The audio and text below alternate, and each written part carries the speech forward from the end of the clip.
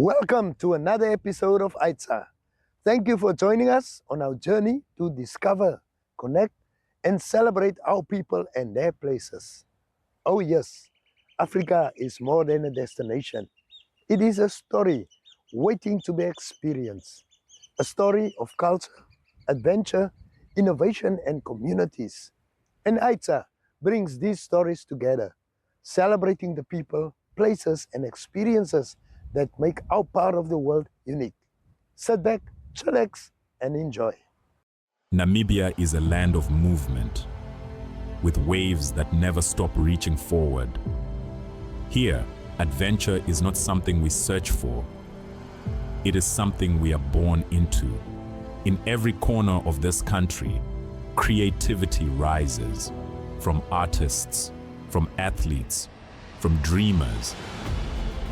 And when the world comes to explore Namibia, they discover something extraordinary. Because when sport moves people, creativity moves ideas, and tourism moves the world toward us. Something powerful happens. A platform where movement meets imagination, where industries connect, where opportunity grows, where Namibia's next chapter begins. Welcome to the Creative Sport Tourism Expo. Exhibit, partner, experience. Creative Sport Tourism.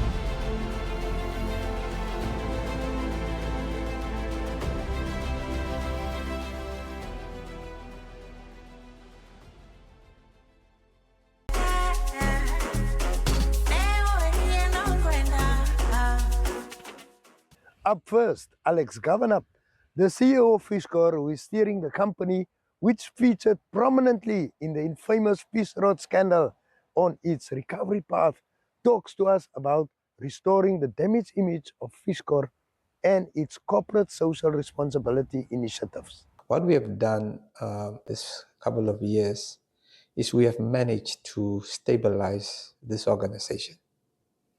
And reputationally, yes, we know where we were. We don't beat around the bush. Fishrot is with us. We don't run away from it. Many people used to call me the Fishrot CEO, the new Fishrot CEO. I joke, I don't mind because I was not involved. So I'm here. I don't run away from it, but I was not there. So I accepted it. I'm the accounting officer of this organization, and I have a role and a responsibility that I'm running. So in terms of reputational management, we are friends with the media. We respond to queries that comes from the media. There is no way where I say to a journalist, I have no comment. I do give them information, and as truthful and honestly as possible. There is nothing that we can hide. We are a public enterprise. We are owned by the public, and therefore we owe it to the public to tell the truth.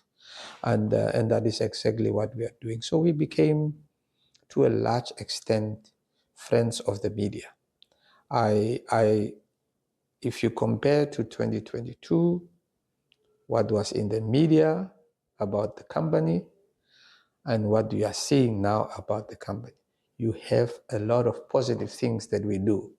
Our corporate social responsibility projects, our cooperation with the governors of the regions where we operate, and other governors is positive. And I'm not blowing my own trumpet and the company's trumpet.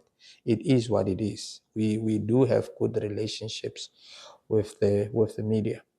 We also project our company beyond its own responsibility. We get involved in the Crayfish Festival.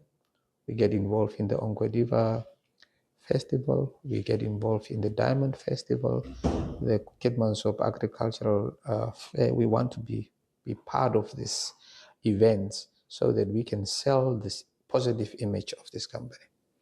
In terms of corporate social responsibility, we started off with 7 programs. which were mainly focused in Ludrats in terms of old age homes, vulnerable children, school hostels where we donated and sustained food in terms of fish and other products. We have expanded now from 7 to 29 in the region.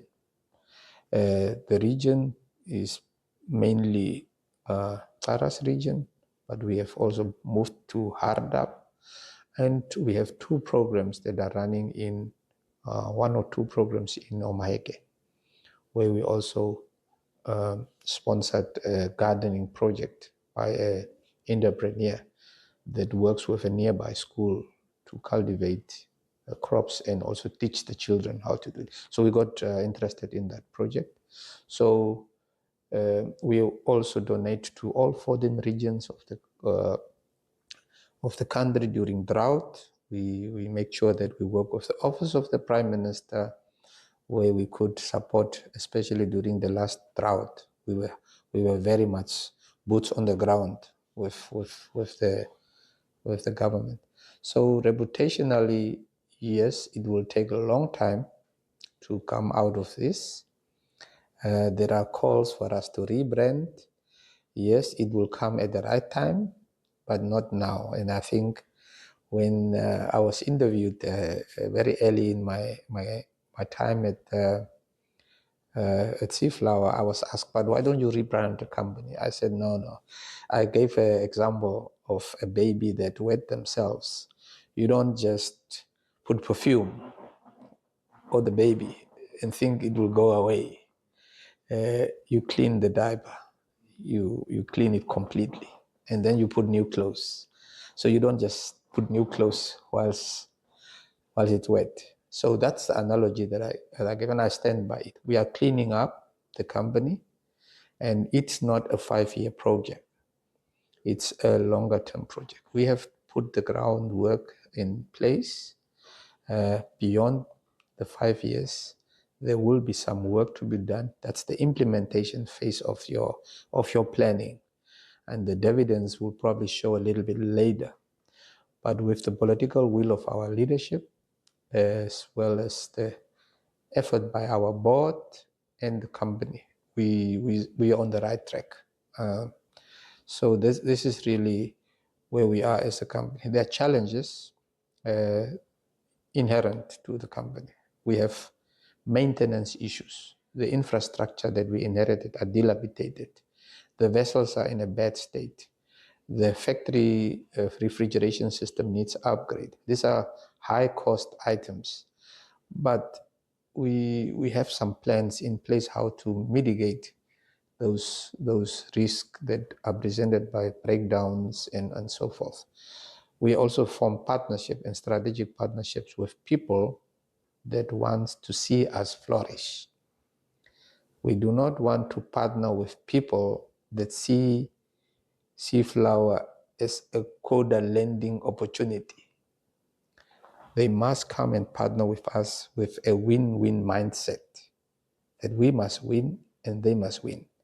Now, in the past, where Fishrot got the better of the company is where those relationships were not on a win-win basis, but were on a win-lose basis. And that's where we ended up. So being mindful of where we come from, we do not want to go back there. So our approach is to be very careful in the type of partnerships that we want to go into. And that, together with the board and with the ministry, we are cautiously and meticulously scrutinizing our future partnerships. That is the way forward that we are planning with the company. So where are we right now? I have really highlighted some of the activities that we have done, where we are coming from, and we are in a much, much better space now. We have, as I indicated to you, we have got a full EXCO team now. We have a company secretary and legal advisor that deals with all the other peripheral legal issues. I can now step away and do strategic thinking rather than becoming a lawyer, a finance person, a HR person, which was a one-man show at the start at the time. Now I can focus on the role of an accounting officer and delegate some of the responsibilities to my colleagues. And I think I'm at a much more peaceful state of mind as I take this company forward.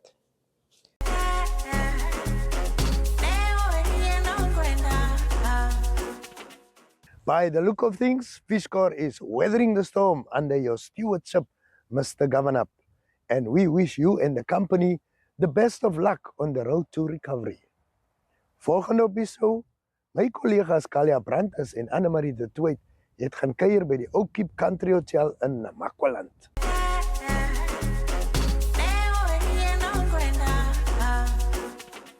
So today I'm at the beautiful Okiep Country Hotel chatting to the owner, Mr. Malcolm Mostert. How are you today, sir? Lekker, Annemarie, goed. Yeah, we're going to do this in Brits, I forgot about that. No, we're doing well. It's lovely to have you ladies here.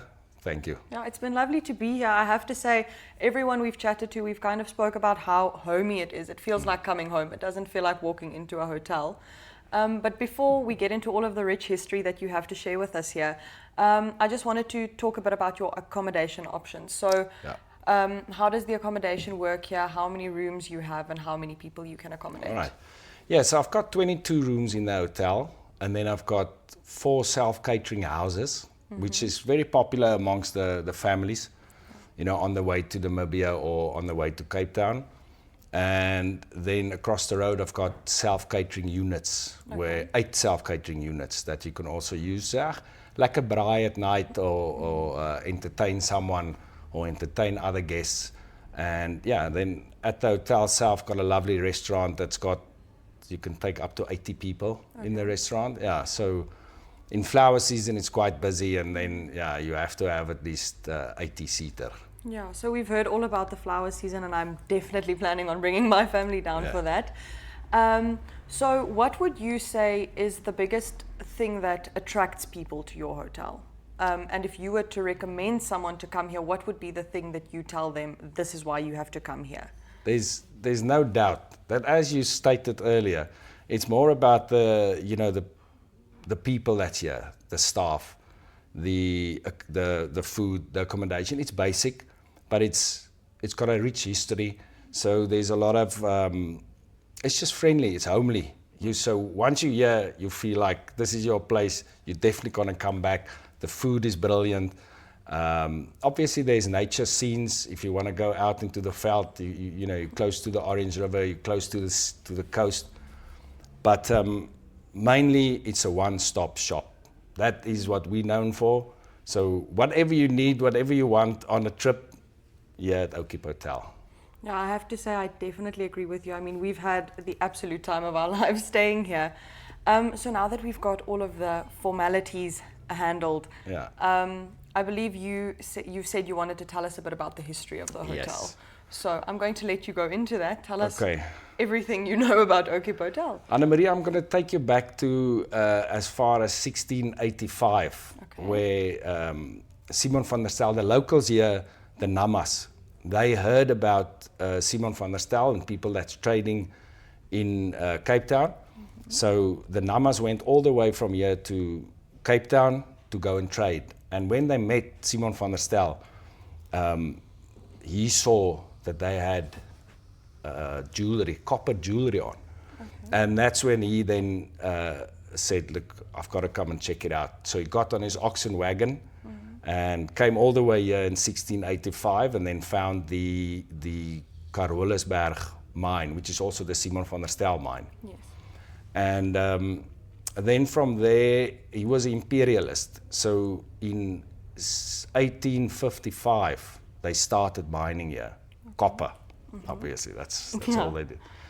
And then 1855, they started mining copper, which makes this the oldest or the first commercial mine in South Africa. Wow.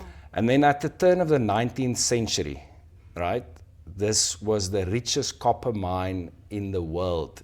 Not in South Africa, not in Africa, in the world. Yeah, in Okiep. Okiep was the richest copper mine in the world. I've got proof of it. I can show you. There's the dividends that got paid out in 1911. Wow. They paid out, I think, 1.3 million pounds for a quarter. Wow. So that's, it's massive Insane earning. amounts of money. In 1911. Yeah. All right, and then, so after that, there was, in 1899, there was also the Second Anglo-Boer War. So the last shots of that war was also here in Okiep, which there's a book out that's called The Siege of Okiep. Okay. And so Colonel Shelton was the guy that was in command here. And then Mani Maritz and Jan Smuts, they came to try and take over the copper because they wanted the money. And yeah, but that ended obviously. So yeah, the last shots of that Boer War was here, which ended in 1902. Okay. And yeah, that's it. I think that's the history of the hotel. And then the hotel was built in 1926, Okay. which makes it, this is the 100th year of the hotel. Happy birthday. Thank you Happy very much. 100th Yes, birthday. thank you. Yeah, so yeah, it was first just a recreational club where all the miners can come and party and, had Wow. big balls and obviously they had alcohol and parties. And then after that, in the 1950s, it became a hotel. Okay. And then, yeah, and then my history started, in 2005.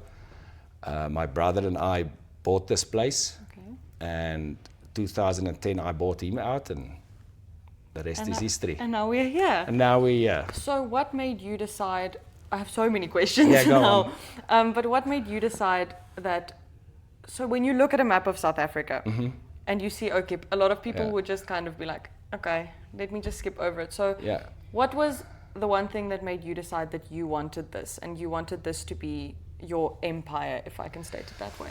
Yeah, it was never. I think life took me here. I didn't go and say I want to end up in Okiep. In actual fact, when I grew up in Springbok, I was here in Hoërskool Namakwaland, and I said when I turned 18 and I finished school, I said I hate this place. I just want to leave Springbok. It's too small, And so I left Springbok, went to study at Stellenbosch University, then went overseas for 3 years, and then, I landed up here because my parents were here and they got sick, so I had to come back for a while, and life just took me here, but I mean I wouldn't take it back for 1 second because both my kids was born here in the house that you guys are staying in. The absolutely stunning house that Cool, we're man. staying in, yeah. Yeah. It's really, really cool. Yeah, so I met my wife in the hotel, so it worked out quite good. The hotel has kind of been like the center point for all of the good moments in your life, if I can state it that way. 100%. I always love hearing such stories. Like, Yeah. it makes my heart so happy. But now I need to ask you, the tourism industry. Yes. It's a very, very tough industry to be in. And I think my team behind the camera and myself can all agree that we can see you're a people's person. Yeah. But would you describe yourself that way? I think so. I like being around people. I like having a nice beer. I saw on the other shows that you guys always have a glass of wine with your guests. But I think 9 o'clock is a bit too early, no? Yeah, I don't think it's appropriate for us to okay. have a glass All of right. wine now. We'll wait till after the shoot there. Yeah, All but right. we did have a glass of wine with the chef Mark as well. Oh, so, okay. Yeah, but that was at night. That's good. Okay. Yeah. No, so what was the question again? I've even lost my train of thought. Would you describe yourself hospitality. as? Would you yes, describe yourself as a people's 100%. person? No, I think it's Mark Anthony was one of the guys that said, if you do what you love, you'll never work a day in your life, and that's it. It just happened with me, and I'm definitely a people's person. There's no doubt that I like working with people, different people with different backgrounds. It's interesting, and especially being in Okiep in the middle of nowhere, but I still meet foreigners, I meet locals, I meet guys from East London, I meet people from Limpopo, from Lesotho, from Namibia, of course. Namibia, one of the best places. Yeah, definitely. Yeah, and just people from all walks of life, Belgium, and there's a lot of Dutch and Japanese that also come here for the flower season. Yeah. So yeah, it's cool. It's like traveling, but I'm in one place. I'm just at Okiep Hotel. And when we sit on the stoop, there's a lot of people that come here and they sit on the stoop and then they meet other people that they know. Oh, we were in school together, and So I just love the industry. Yeah. Well, I wish I had the whole day to talk to you because I would love to find out more. But just one final question. If you were to speak to an up-and-comer in the tourism industry, someone that's just getting started and doesn't really know where they fit in and what the next step should be, what would your one sentence of advice to that person be? Passion. That's all. It's all about passion, and it's about putting in the hours. There's no easy road, especially in hospitality, because it's... and don't think that it's going to be weekends off. There's no weekends off. It's it's nighttime, it's early mornings, it's late night. But if you love people, then it's not going to feel like work. So it's long hours, 15 hours.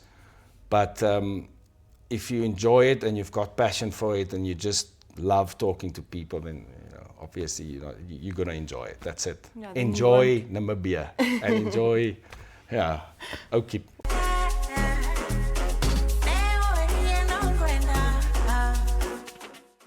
Julle, ons sit nou hier so saam met Malcolm Mostert van Mountain View Gasthuis en Villa, en soos julle vroeër by Beraldine gehoor het, julle weet nou presies wat by die gasthuis en die villa, maar Malcolm, ek wil asseblief uitvind, hoe het julle in Springbok beland nadat julle Okiep Country Hotel gekry het?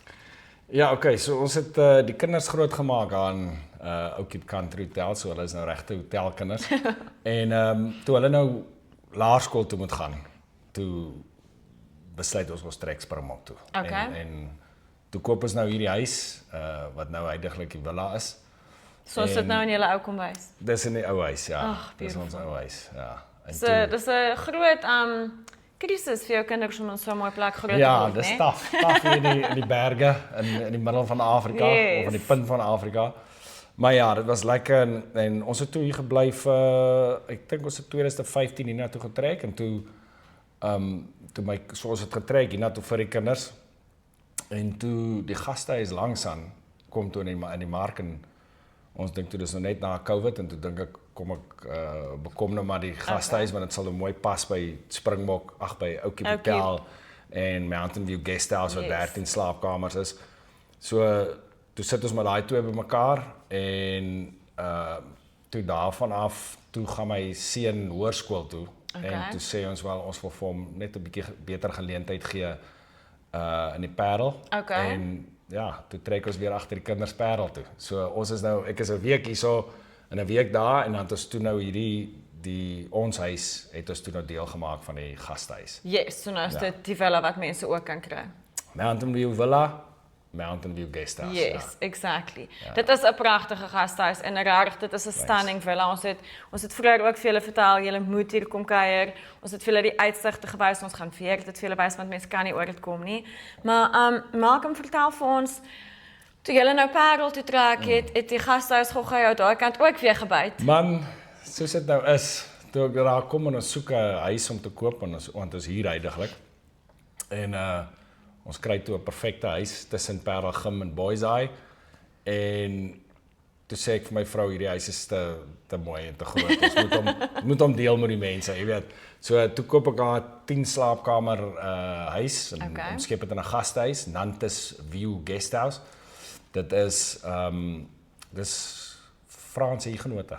Ja, Nantes View, dis eintlik French, maar ons dan maak hulle Nantes View, klaar, jy weet, ek wil dit te ingewikkeld maak, maar ja, so ons is nou in die Parel, ek is 1 week daar en 1 week hier, dus ek nou maar die ding. En jy geniet natuurlik die toerismebedryf, soos jy laasweek van Annemarie vertel het, mens deur en deur. Yes. Of jy nou 'n toerist, natuurliefhebber, sakereiziger is, of bloot net deurreis, Okiep Country Hotel bied warm plattelandse gasvryheid en moderne gerief in die hartjie van Namakoland, en is die perfekte oornagplek of basis om die streek te verken.